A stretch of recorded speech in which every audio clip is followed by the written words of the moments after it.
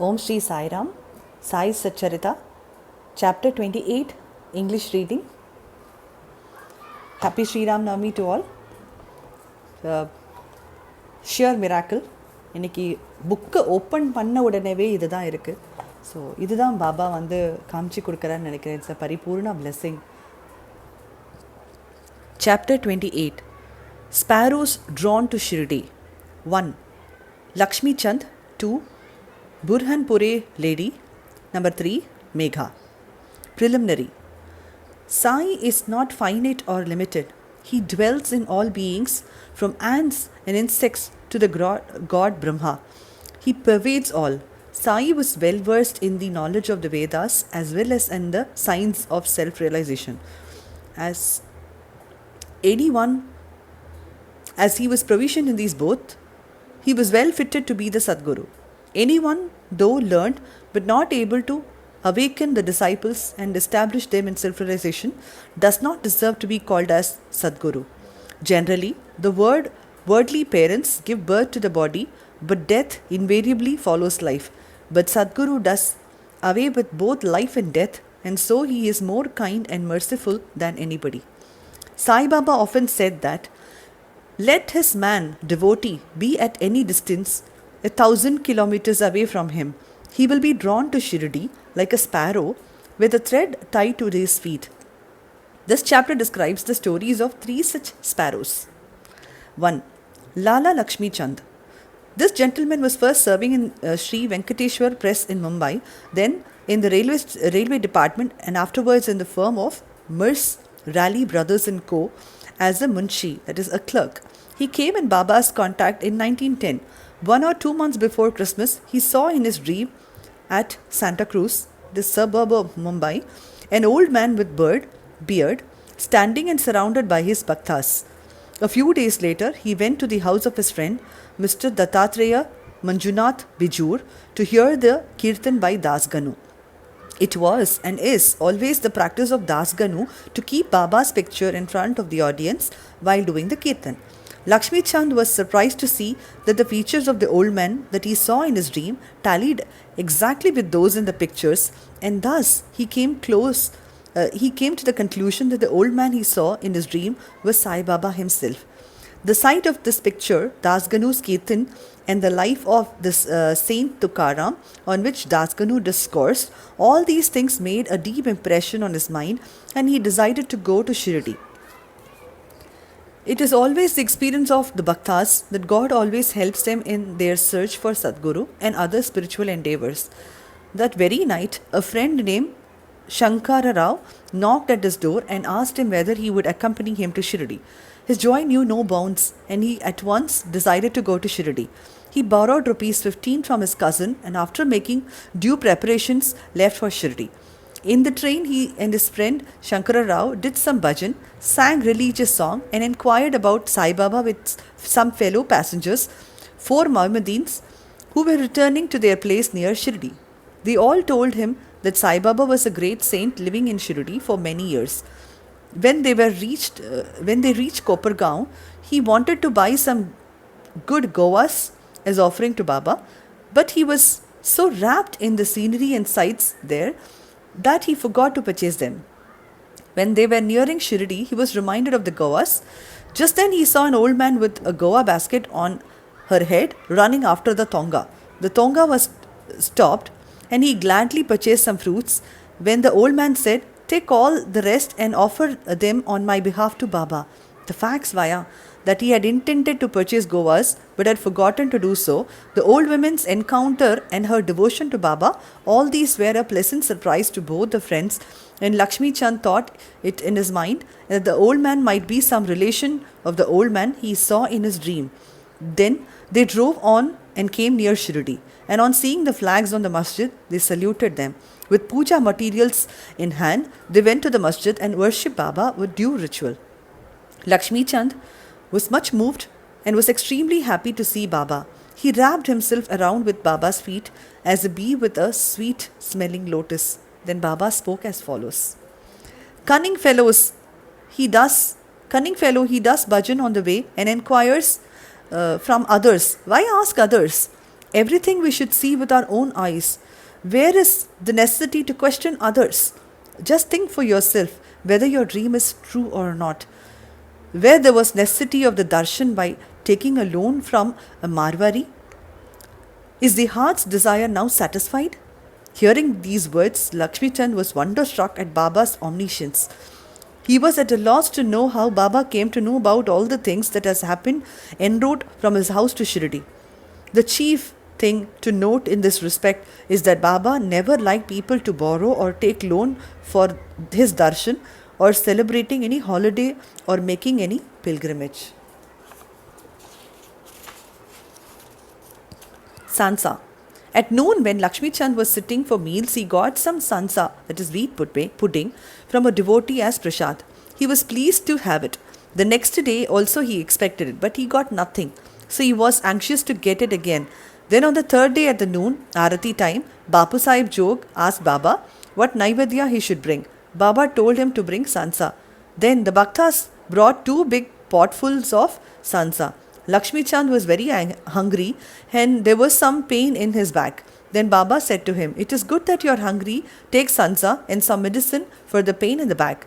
He was again wonderstruck to see Baba again read his mind and spoke out what was passing therein. How omniscient was he! Evil eye. During this visit, that is he, Lakshmi Chand, also witnessed one day the procession to the Chavadi. Baba then suffered much from cough. He thought that the suffering of Baba might be due to somebody's evil eye. Next morning, when he went to the masjid, Baba spoke to Shama as follows: "I suffered last night from cough. Is it due to some evil eye? I think that somebody's evil eye has worked on me and so I am suffering." In this case, Baba spoke out what was going on in the mind of Lakshmi Chand. On seeing these proofs of Baba's omniscience and kindness to his bhaktas, he fell prostrate at Baba's feet and said, "I am much blessed with your darshan. Ever be kind and merciful to me and protect me always. There is no other God to me in this world except you. Let my mind be ever wrapped in your bhajan and feet. Let your grace protect me from miseries of the world and let me ever chant your name and be happy." After getting Baba's udi and blessings, he returned home with his friend, much pleased and contented, and was singing Baba's glory on the way.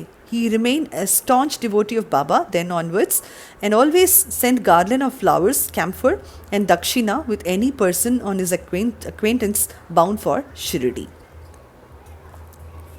Now let us turn to another sparrow, that is a devotee. One lady in Burhanpur saw in her dream Sai Baba coming to her door and begging khichdi, that is rice cooked with dal and salt, for his meals. On waking up, she saw nobody at the door. However, she was pleased with the vision and told it to all, including her husband.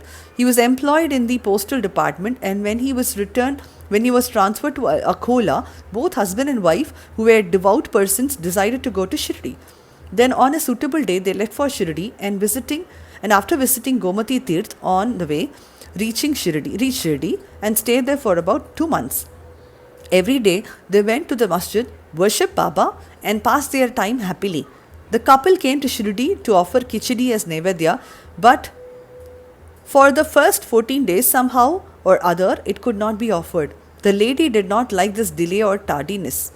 Then on the 15th day, she came at noon to the masjid with her khichdi. There she found that Baba and others were already sitting for meals and that the curtain was down. Nobody dared enter in when the curtain was down, but the lady could not wait. She lifted up the curtain and entered. Strange to say that Baba seemed that day hungry for khichdi and wanted that thing first. And when the lady came in with the dish, Baba was delighted and began to eat morsel after morsel of khichdi. On seeing the earnestness of Baba in this respect, everybody was wonderstruck, and those who heard the story of khichdi were convinced about his extraordinary love for his devotees. Megha. Now let us go to the third sparrow. Megha of Viram Gaon was a simple and illiterate Brahmin cook of Rao Bahadur H.V. Sate. He was a devotee of Shiva and always chanted the 5-syllabled mantra Namah Shivaya. He did not know the Sandhya nor its chief mantra, the Gayatri. Rao Bahadur Sate was interested in him, taught him the Sandhya and the Gayatri. Sate told him that Sai Baba of Shirdi was the embodied form of God Shiva and made him start for Shirdi. At Bauruch railway station, he learned that Sai Baba was a Muslim and his simple and orthodox mind was much perturbed at the prospect of bowing down to a Muslim, and he prayed to his master not to send him there. His master, however, insisted on his going there and gave him a letter of introduction to his Sates, that is father-in-law, Ganesh Damodar, alias Dada Kelkar at Shirdi, to introduce him to Sai Baba. When he reached Shirdi and went to the masjid, Baba was indignant and would not allow him to enter. "Kick out the rascal," roared Baba, and then said to the Megha, "You are a high caste Brahmin and I'm a low Muslim. You will lose your caste by coming here. Just get away." On hearing these words, Megha began to tremble. He was wondering as how Baba had come to know about what was passing in his mind. He stayed there for some days serving Baba in his own way but was not convinced. Then he went home and to Trayambak, that is Nashik district, and stayed there for a year and a half. Then again he returned to Shirdi. This time at the intersection of Dada Kelkar, he was allowed to enter the masjid and stay in Shirdi. Sai Baba's help to Megha was not through any oral instruction. He worked upon Megha internally, that is mentally, with the result that he was considerably changed and benefited. Then Megha began to look up Sai Baba as an incarnation of Shiva. In order to worship Shiva, bell leaves are required, and Megha used to go miles and miles every day to bring them and worship Shiva, that is Baba. His practice was to worship all the deities in the village and then came to Shirdi Masjid, and after saluting Baba's Gadi, that is Asan, he worshipped Baba, and after doing some service, that is shampooing his legs, drank the washings, that is teeth, of Baba's feet. Once it so happened that he came to the masjid without worshipping Kandoba, as the door of the temple was closed. Baba did not accept his worship and sent him back again, saying that the door was open. Then Megha went, found the door open, worshipped the deity, and then returned back to Baba as usual. Ganges bath. On one Makar Shankranti day, Megha wanted to besmear the body of Baba with sandal paste and bathe him with Ganges water. Baba was first unwilling to undergo this, but at his repeated request, he consented. Megha had to traverse a distance of 8 kilometers, that is 3 miles, 4.8 kilometers, going and returning, to bring the sacred water from Godavari river. He brought the water, made all preparations for the bath at noon, and asked Baba to get ready for the same. Then Baba again asked him to be spared from this bath, saying that as a fakir, he did nothing to do with the Ganges, but Megha did not listen to him. He knew that Shiva is pleased with Abhishek, that is sacred bath, on that auspicious day. Baba then consented, came down and sat on the wooden board, and projecting his head sighed, "Oh Megha, do at least this favor. Head is the most important organ of the body, so pour water over that only. It is equivalent to the whole bath." "All right," said Megha, and lifting the water pot up, began to pour it on the head. But in doing this, he was so much overwhelmed with love, he cried out, "Har Har Gange, hail goddess Ganga," and emptied the pot on whole body. He kept the pot aside and began to look at Baba, but to his surprise and amazement, he found that only Baba's head was drenched while the body quite dry. Trident and Pindi. Megha worshipped Baba at two places.